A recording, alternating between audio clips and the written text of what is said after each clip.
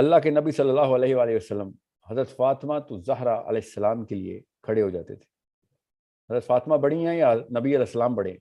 ہمیں پتہ ہے نا کہ نبی علیہ السلام ہر طریقے سے حضرت فاطمہ سے بڑے ہیں، درجے میں بھی، عمر میں بھی.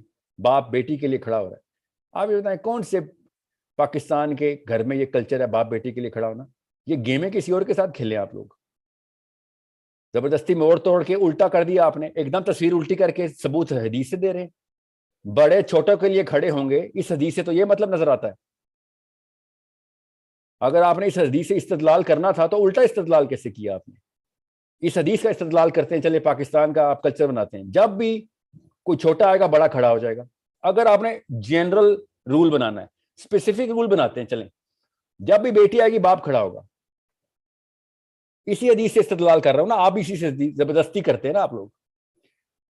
بیٹی، ہر بیٹی کے لیے ہر باپ کھڑا ہوگا. مجھے تو بہت خوشی ہوگی اگر یہ اصول نکل آئے.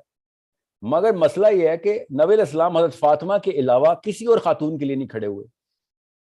مسئلہ بھی یہ ہے نا، اس لیے میں نے کہا تھا کہ حضرت فاطمہ آ گئیں تو ہم بھی کھڑے ہو جائیں گے. مگر مسئلہ یہ ہے کہ آپ کے پاس یہاں سے بچنے کا راستہ کوئی نہیں.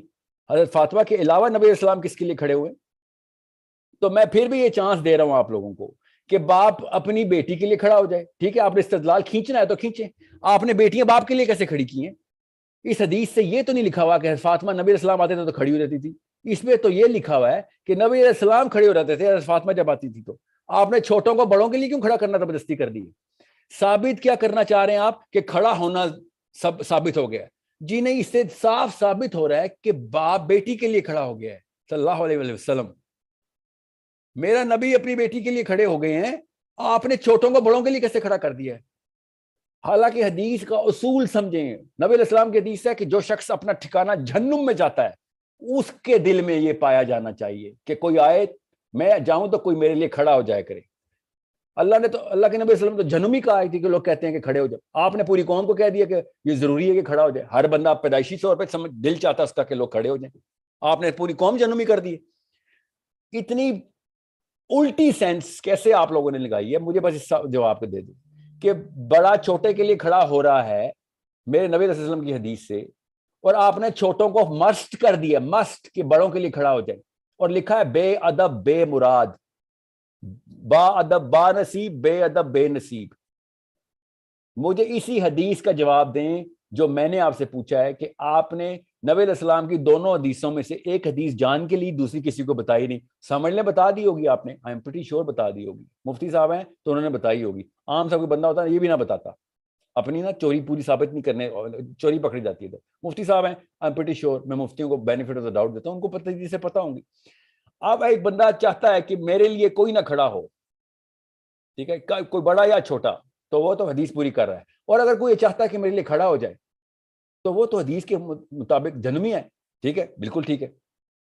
یہاں سے تو بلینکٹ اپروول آ گیا پوری قوم کو کہ کوئی بھی کسی کے لیے نہیں کھڑا ہوگا. اب دوسری حدیث فٹ کریں اس میں کہ آپ کہتے ہیں کھڑا ہونا چونکہ یہ ثابت ہے، تو کس کا کھڑا ہونا ثابت ہے یہ کیوں نہیں بتا رہے؟ باپ کا بیٹی کے لیے کھڑا ہونا ثابت ہے، بڑے کا چھوٹے کے لیے کھڑا ہونا ثابت ہے. آپ نے یہ چکا الٹا کیوں گھمایا ہے؟